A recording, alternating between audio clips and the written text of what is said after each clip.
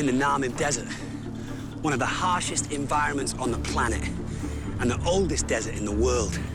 I'm here looking for an animal that not only survives here, but has thrived here for hundreds of millions of years.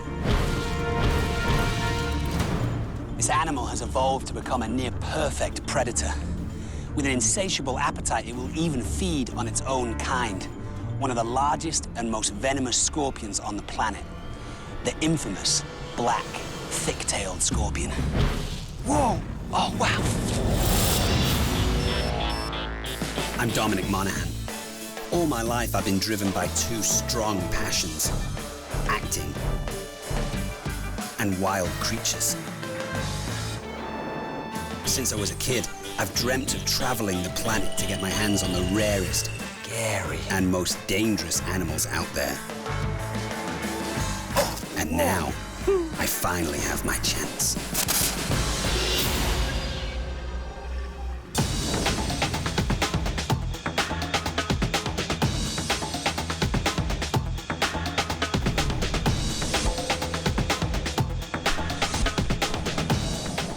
I'm in Namibia, southern Africa.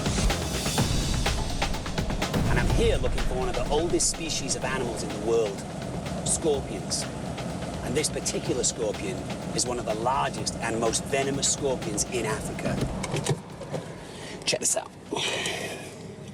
This is the black, thick-tailed scorpion, an absolute beast. Wow, that's an incredibly big tail. The bigger the tail, the more powerful the punch in the venom. And through this massive stinger, it delivers a potent venom, strong enough to kill a human. Not only can it sting you, but it can actually spray venom a metre ahead of itself towards its attacker. It's a formidable animal, and probably one of the most dangerous animals I've had to look for. It makes it all the more exciting. All right, let's get moving.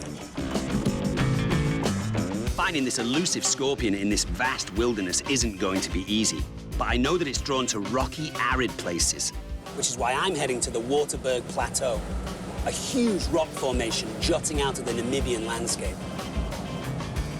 You know, the landscape has a real timeless quality to it. It actually reminds me a little bit of the Lion King, so I'm expecting Simba or Pumbaa to run across the freeway. Let's hope I don't hit them with my car.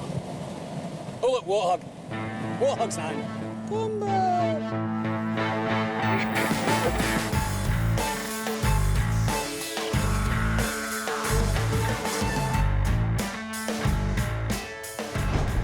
After landing in Windhoek, Namibia's capital, I've headed for Opu Panda, a village on the edge of the plateau. There I'll meet Chorus, a local Herero guide who spent his life exploring this region. And if anybody can help me find the black, thick-tailed scorpion, it's gonna be him. All right, well, there's a young man over there. Are you Chorus? Yes, I'm Chorus. Hey, I'm Dominic. Nice to meet you. Nice to meet you too. How are you doing? Very good. Good. It's your family. Yes. Hi. Husband. Hello. Hello. How are you, Colin? What's up, Pete? Yeah. And that's the largest dog on the planet? Yes, he's big, massive. Is he a guard dog? Kind of, yeah. All right, well, I'll stay away from him. Oh, sheep. Yeah, sheep head. Sheep's head? Nice. My dad used to eat that when he was a kid. Yeah. Oh, you guys eat a lot of meat? Yeah, we love meat and Omeri. Right. Since we're looking for a scorpion, have your family had any interactions with scorpions? Have they been stung by any? In fact, I've been stung by a scorpion when I was like still in primary school, a young boy. I was stung like here. It's quite painful.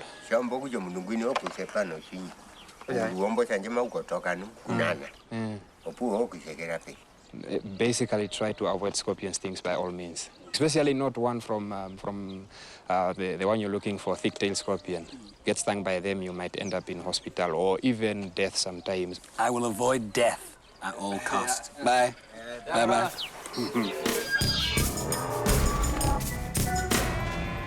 We're heading for Waterberg National Park's centerpiece, a massive plateau that towers 60 stories above the countryside. I've never seen anything like that before.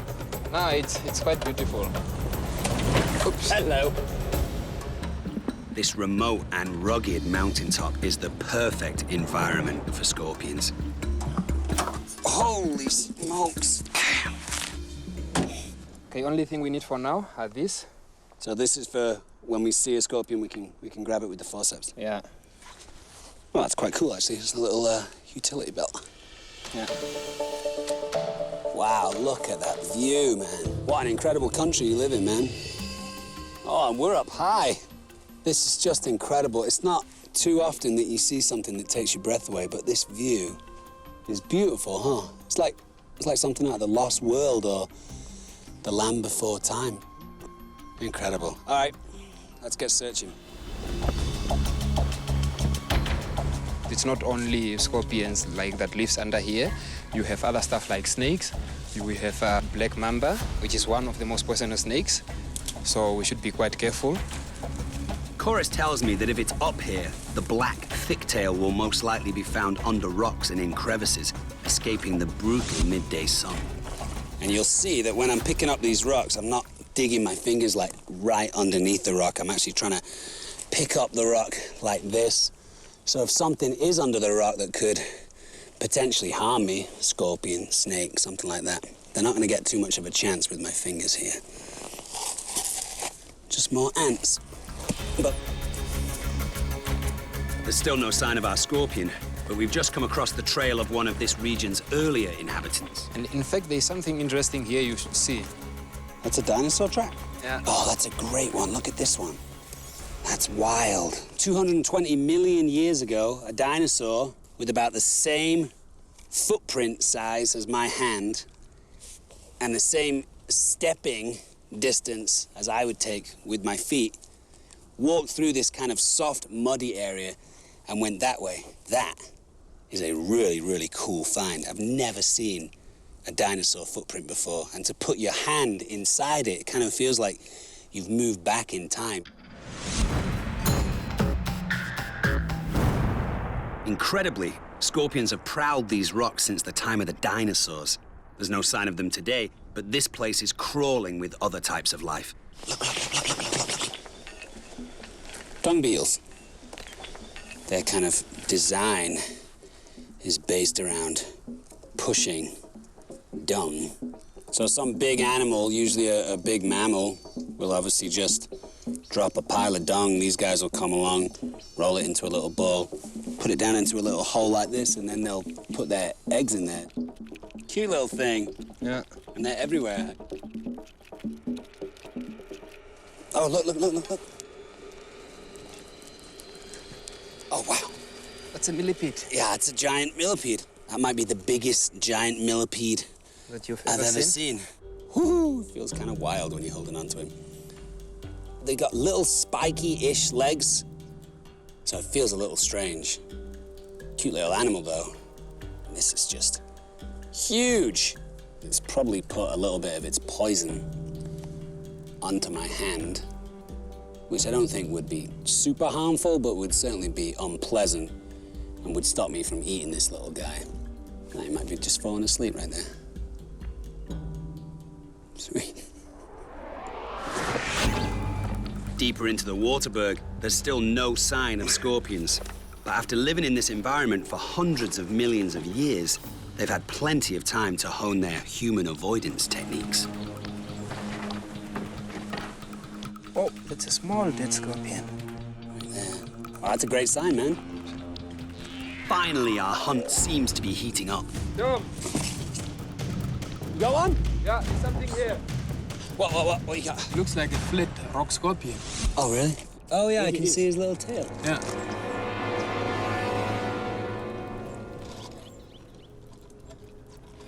Unfortunately, it's not the black thicktail, but rather one of its less lethal cousins. This thing is extremely light and fast, but I guess there's not a lot to him, huh? He's so thin. I was a little nervous about handling a scorpion, handling any kind of venomous animal, something that has the ability to obviously inflict pain. You wouldn't handle a thick-tailed scorpion. A thick-tailed scorpion, I would usually, if it was me, I would have gloves on, because then I'm sure I'm protected. So you can see here, this is the real business end of this scorpion, it's going to rely on its pincers as its main kind of attack and defense. And the sting itself is pretty small. The smaller the sting, the less it's used.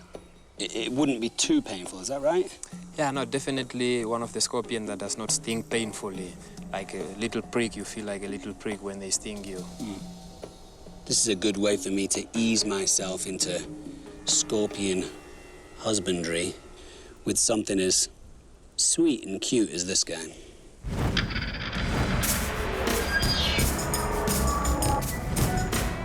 Finding this little scorpion is a great sign, but unfortunately, that's all we're gonna get today. A massive storm is heading for us, and we don't want to risk getting caught out on the Waterberg.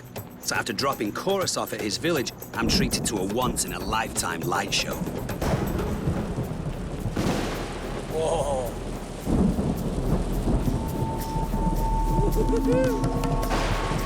You know, I think we spend most of our time thinking that we have a certain amount of power or control over something. And then you get yourself in the midst of a huge thunderstorm like this and you realize just how small you actually are. It's a great feeling. This might be the most hectic weather condition I've ever driven in. The car's actually starting to sink a little bit in this mud.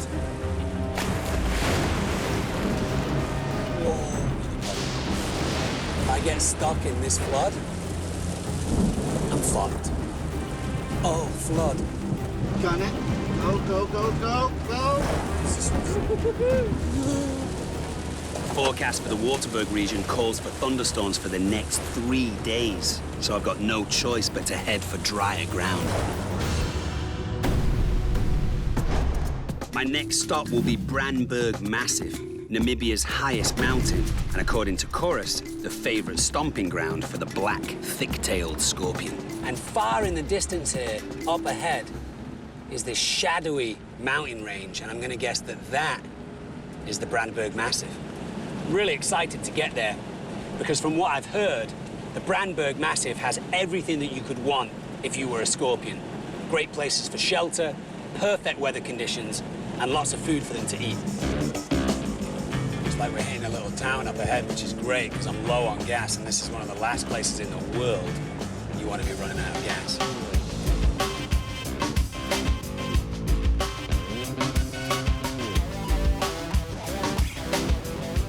How are you doing?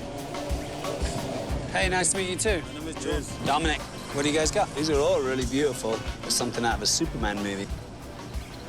And these are very rare.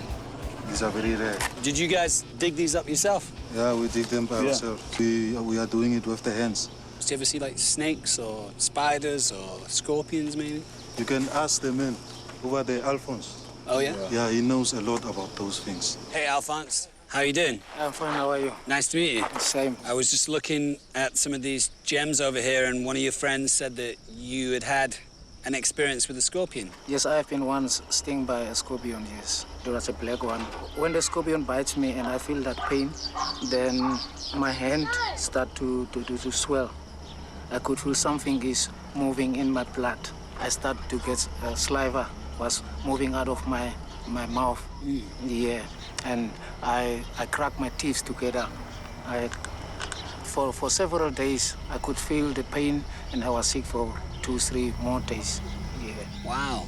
Is there any advice that you could give for me not to get stung by one? If you encounter a scorpion, don't try to take it up, pick it up. Automatically it will sting you.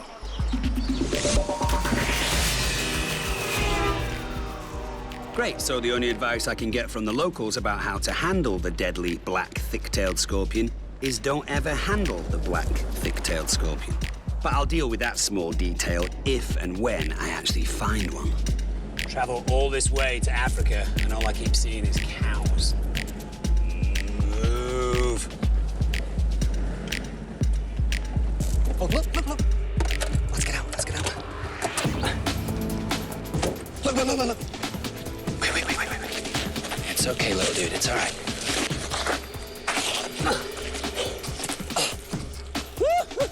The rock monitor. And this is a little baby. I don't know what he's doing out in the middle of nowhere. This guy almost got hit by my car. These guys can get 3.5, 4 feet long. And what a handsome little lizard. So cute. This tail is used as a weapon. They can actually whip it, and it can actually lacerate the skin. This monitor is really, really big on posturing, and it's trying to do it right now. It's puffing itself up as big as it can get, kind of shoving its head down, saying, I'm big and tough and you want to leave me alone. And if this was an adult, it would be whipping its tail at me and probably cutting my skin. As you can see, they have one of the longest tongues in the lizard kingdom. Look at the size of that tongue. One of the most beautiful lizards you're ever gonna see. And I'm gonna make sure he doesn't get hit by a car. And you stay away from those eagles, because they'll get you. Go, go, go, go, go. Woohoo!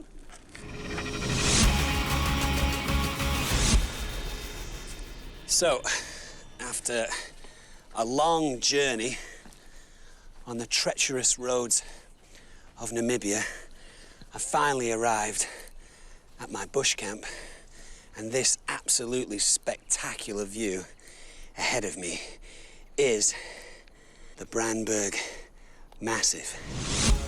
650 square kilometers of rugged wilderness, where I'll be heading tomorrow in search of the black, thick-tailed scorpion.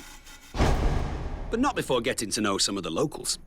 I'm delighted to be joined by one of my fellow actors from Lord of the Rings. This is Billy Boyd. Billy, say hello. Oh, he's very cantankerous today.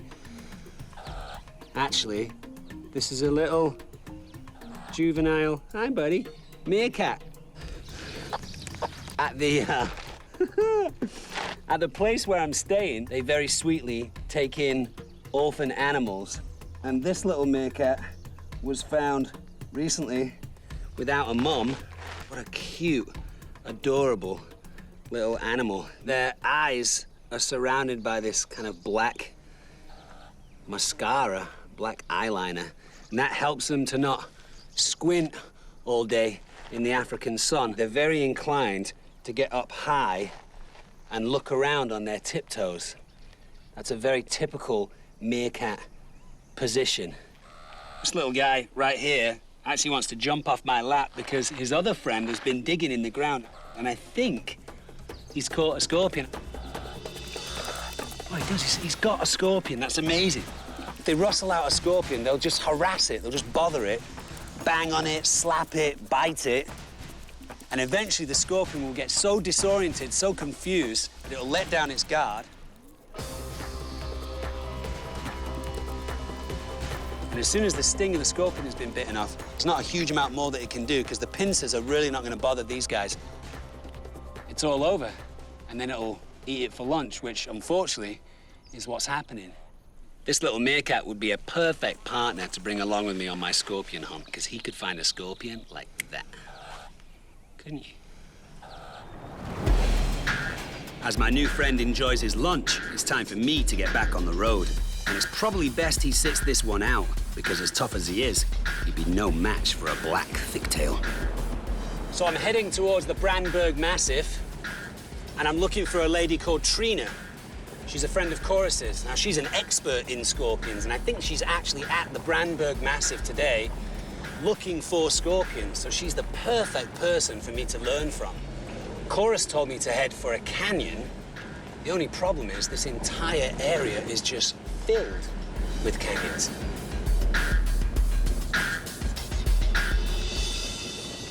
Now, this is a bit of a stomper because I'm not sure which direction to take, and it all looks the same around here. A good friend once told me a long time ago, if in doubt, go left. This is not a place that you want to get lost. And I feel like I should be over there. Oh, this is cool right here. Look at this. Deserts are environments where only the toughest of the tough survive. And this is the impressive welwitschia plant. This is one of the oldest living plants in the world. This plant could be between 1,500 and 2,000 years old.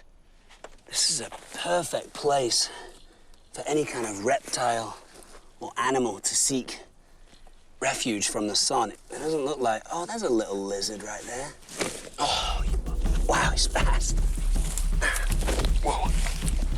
See how this guy uses the plant? I got him. Got him. This is a little skink. A lizard. Skinks are kind of defined by this very smooth look that they have, which allows them to slip through loose sand really easily. It's almost as if they're swimming through this sand. These guys will just kind of fly through it. In the early morning, he'll probably come up, sit on here, gain a little bit of energy from the early morning sun, warm up his body, get his metabolism going. If an attacker comes along, they'll actually ditch their tail, and their tail will move independent of the lizard. In the hope that the lizard can go one way, the attacker will lock onto the tail, have a small meal, but won't eat the lizard itself. It's a very, very cool adaptation. I'm gonna put this little guy back now. It's probably not that much fun to be held onto by a massive giant, so I'm gonna let him continue with his day. Yeah. This plant is a great example of a perfectly adapted desert survivor, much like the scorpion I'm looking for. And speaking of which, if I'm gonna get any scorpion hunting done today, I need to find my guide now. I feel like I've seen that before. I could very easily be going around in circles now. Okay, so I've taken a little rest up here to have a look at the map that Chorus gave me of Brandberg Massive, which is here, or at least part of it is here. There's a few peaks here. So I'm trying to see if I can find some canyons on this map. And then there's also this pretty distinctive looking peak over there. What am I trying, kid? I can't even read maps when I'm in England. It's about as useful as a chocolate teapot.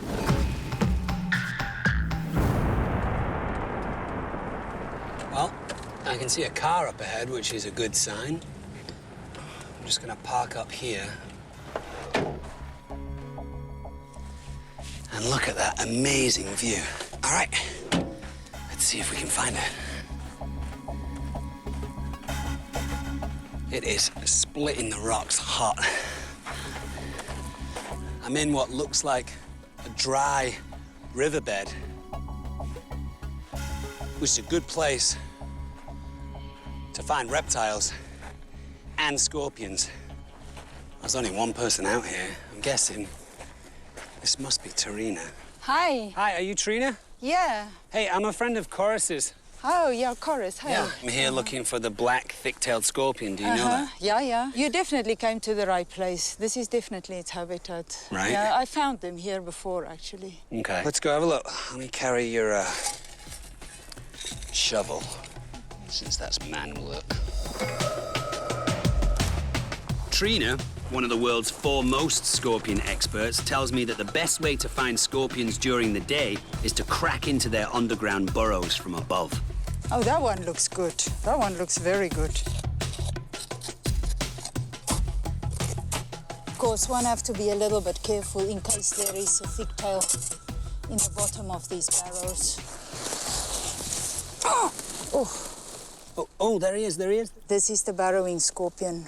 So how venomous are these guys? No, not at all. It's a burn for a little while, but it's nothing serious. If he gets agitated, just cover him a little bit. According to Trina, it's nothing like the pain doled out by the black thicktail. They've got very strong and very complex neurotoxic venom, so it does all sorts of things with your body. You've not been stung by one? No, I'm very careful for that. I don't want that. No.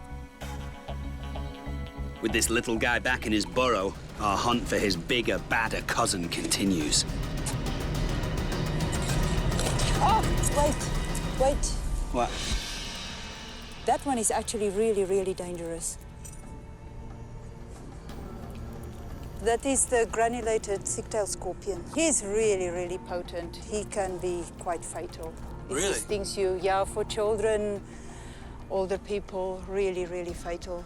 Well, can we grab it? Yeah. It's got a very strong tail, just be careful. Oh, wow. Whoa, whoa, whoa. Whoa. Wow. And this scorpion is really strong. Same kind of size as the other scorpions, but their tail is much, much thicker, huh? Mm-hmm. So as a scorpion expert, this would be one of the few scorpions that you wouldn't handle? Yes. Yes, its venom is pretty potent. This is one to really, really respect. It's the mean man. With the capabilities that this scorpion has to really harm an animal as big as us, why would it need that much venom, since it's only killing relatively small animals? Huh? Well, it's also for its own protection, you know. So it has these two functions, both for getting its prey and for protecting itself against its predators. You can see by the difference in the thickness of this scorpion's tail that the real business end is in this stinger right here. I would not want to get stung by this guy.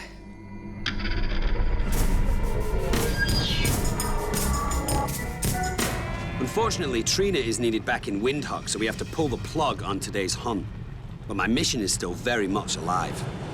Tarina's told me to head south to the Namib Desert to meet up with a friend of hers, a guy called Zebedeus.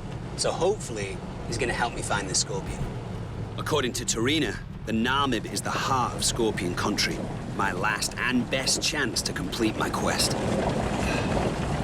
Oh. I think I got a flat. Oh, man. Ah. Well, we've got 2 spare tires, so I guess we're changing a tire. In the middle of nowhere. And judging from those clouds moving on the horizon, I'd better get cracking. Jack. That's a good start. Because I don't fancy the idea of holding a large tire iron in the middle of a lightning storm. It's a little different changing a car tire in Manchester compared to changing one on a 2-ton off-road vehicle in the Namibian desert. Hopefully I've broken the back of the hard work now. All I have to do, take off this tire, put on the new one, do a little bit of tidying up, and we should be off to the races. Which is in good time, because look at those clouds.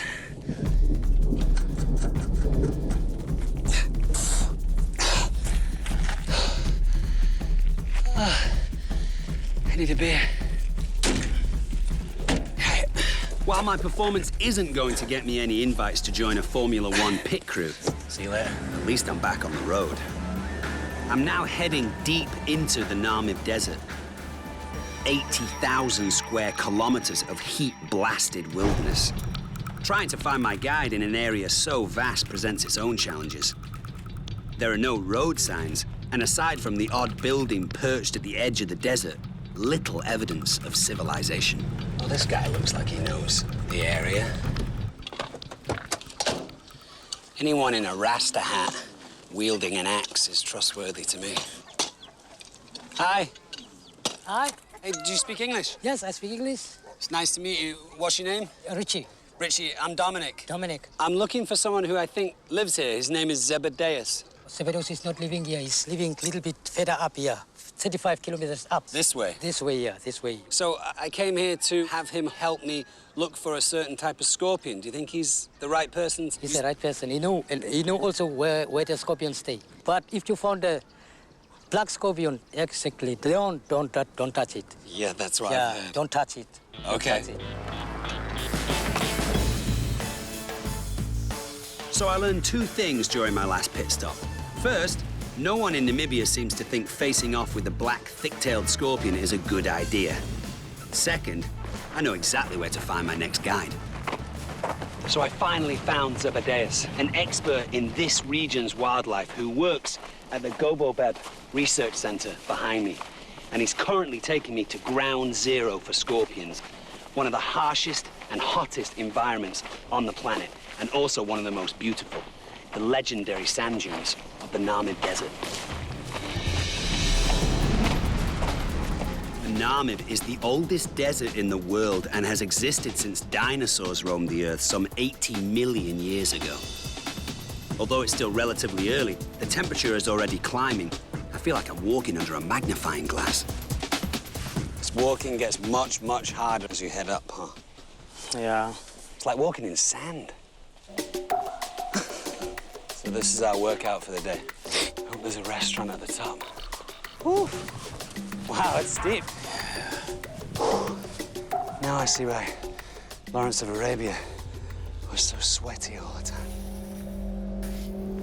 It's hard to believe that anything could exist under such brutal conditions. Yet everywhere I look, there are signs that life is thriving. Very big tracks. This is the spoor of a snake, which is the horned idol. Ooh, that's a snake. Yes. These are also tracks from yesterday. A jackal. A jackal, yes. It's just this incredibly busy thoroughfare. It's like a motorway. Oh, here's another mole, right? But there's animals underneath the sand, and their pathways are crossing and crisscrossing, and they're meeting at plants, and they're feeding, and then they're leaving. More tracks. Do you know the scorpion, the black thick-tailed scorpion? It's one of the most venomous scorpions in the world. Yeah, yeah. Mostly in Africa. We talk about 500 people dying every year of scorpion stings. Wow. Well, that's the one that I'm the most excited to see. Despite all this traffic, there's still no sign of our scorpion, or any life for that matter. After hours of trudging through the sand, it seems like our luck may be about to change. Oh, look. You got it. Wow, these things are fast. This is the absolutely beautiful sand diving lizard. These guys almost have a kind of turtle or terrapin-like snout. Look at that, just the color of the sand. And they're known for diving under the sand. Anytime they see something that they think is going to threaten them, bang, they'll dive under. And because of this snout, it gives them the opportunity to just swim. And you will always see them that they are turning their heads like this. And that's to look for birds of prey. These guys will be predated on by scorpions, so it's very important that these animals have a way of disappearing. So I think we stressed this little guy out enough right now, but I want to show you it's swimming. What do you think, right here, Zebedeus? Yes. Nice. The sand swimming lizard, so cool. I can see why that lizard was so keen to get out from under the punishing sun. As high noon approaches, the heat is almost unbearable, and the sand feels like it could blister our exposed skin. It's not easy, huh? Yeah. That is tough going. It's a real struggle. And if I needed to survive here, I'd have to bring a lot of water with me. 2 days here, I'd probably be dead. I'm not able to dive underneath the sand and experience the cooler temperatures just underneath the surface like a lot of animals can.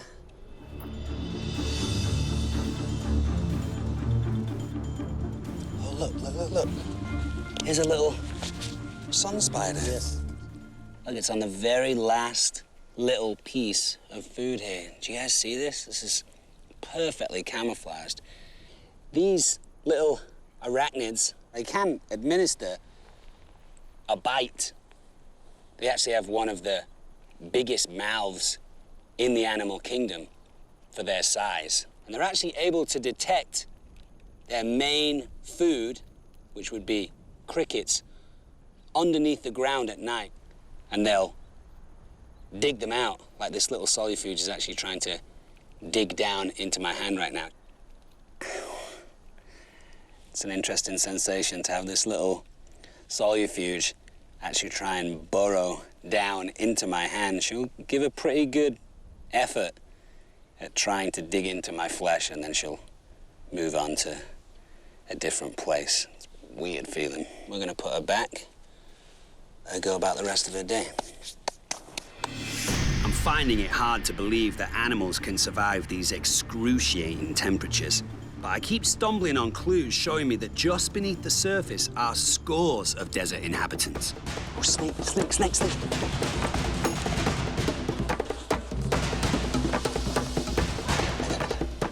Hey. Wow. Did you see how fast that snake was moving? This is a non-venomous, which is lucky, whip snake.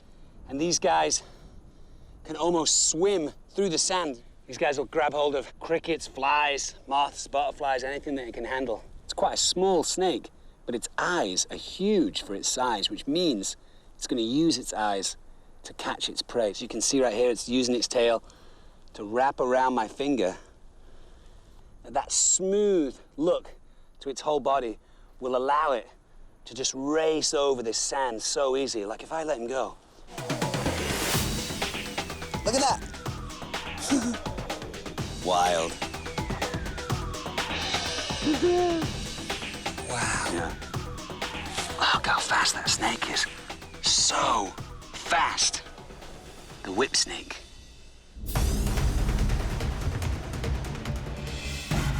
While certain animals may have adapted to survive here, by mid-afternoon it's clear that humans come here at their peril. The heat forces us to call it quits for the day. I had a really fun day today with Zebedeus in the desert. What a brutal but beautiful place to hang out in. And all the animals that I saw were just really, really cool. Unfortunately, no sign of the black, thick-tailed scorpion. But Zebedeus said we're going to wait until the sun goes down and then we're going to go look for them again.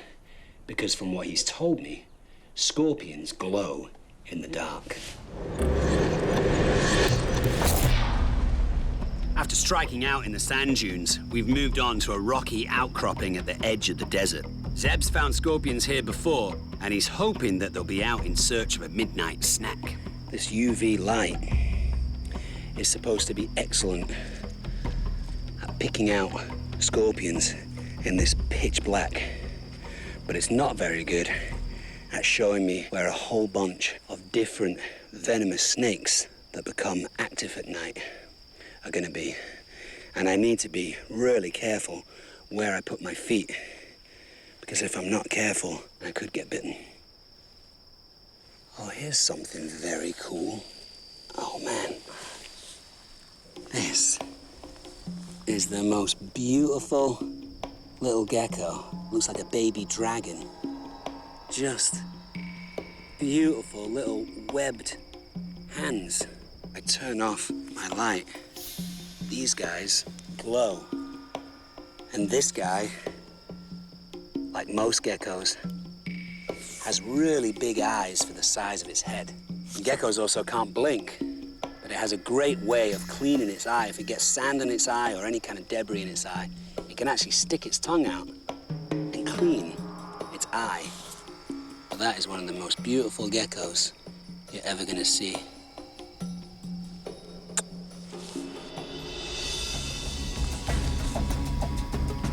The desert's definitely more comfortable at night, but we're still not having any luck.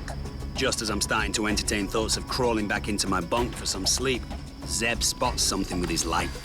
Tom, quick! Oh, wow. That's incredible, man. What type of scorpion is this? This is the yellow burrowing scorpion. Wow, quite fast as well. Judging from its small stinger, this guy probably isn't too venomous, so I decide to take a closer look.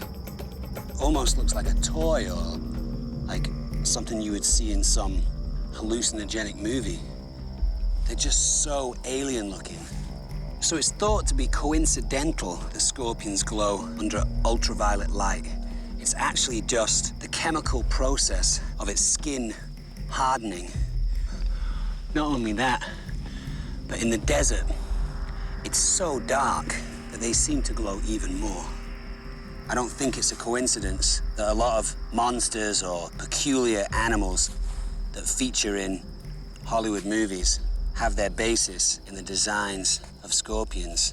And I can actually feel when she's walking on me this slightly spiky or sticky sensation. Oh, I'm sorry, sweetheart. Oh, you can see this little posture going on here. That was a way that the scorpion was saying, don't come near me, I'll sting you. Whoa, whoa, whoa. What a beautiful little scorpion. It's not the black thicktail, but it's our first indication that we may have finally entered scorpion territory. Do you guys want to see a scorpion tree? Check this out. There's one. Scorpion. There's another one under here. These guys are tiny, only just bigger than my little fingernail. But their sting is not to be underestimated. Really painful. Here's one. There, on that branch, there's a scorpion. Here's a scorpion.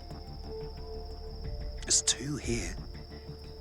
And here, on the underside of that branch, there's one on the floor. And there, see, right up high, up there. Wow. The scorpion tree of Namibia. Be very careful.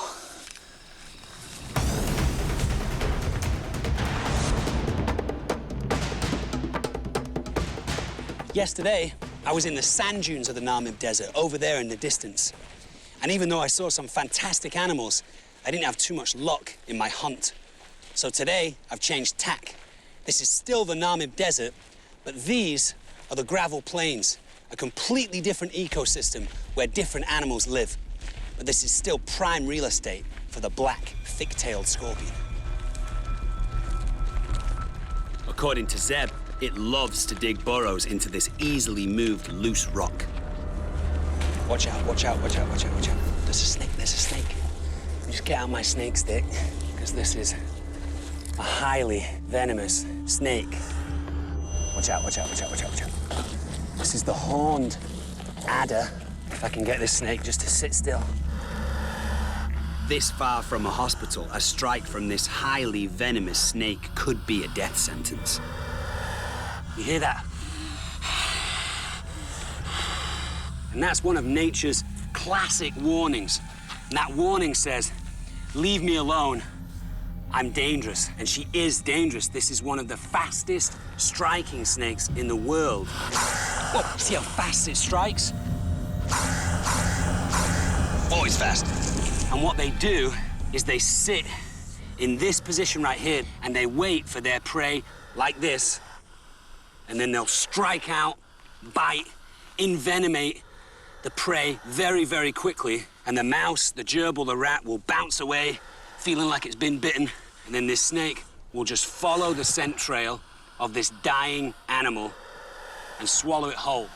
Usually when a snake gets put in darkness, they feel a little bit safer. The snakes feel, watch out. I'm actually just gonna push my luck a little bit now. Make sure I know where her head is. And if I just grab her by her tail, I should be able to pick her up. Now, do not do this with any snake that you see. It's not to be recommended at all. I'm just keeping a close eye on that diamond-shaped head of hers. And you can see behind her eyes, these swellings, that's where all the venom sits. And that is a good indication that this snake has a heck of a bite, an awful bite, a cytotoxic bite, which will destroy your flesh. Horrible. If this thing bit me on the hand, there's a good chance that I would lose my hand. When a snake gets overexcited, overheated, they are cold-blooded, they get a little antsy, a little moody.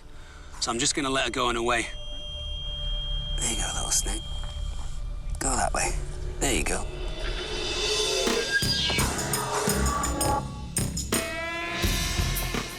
To hold a puff adder in my hand was an amazing experience.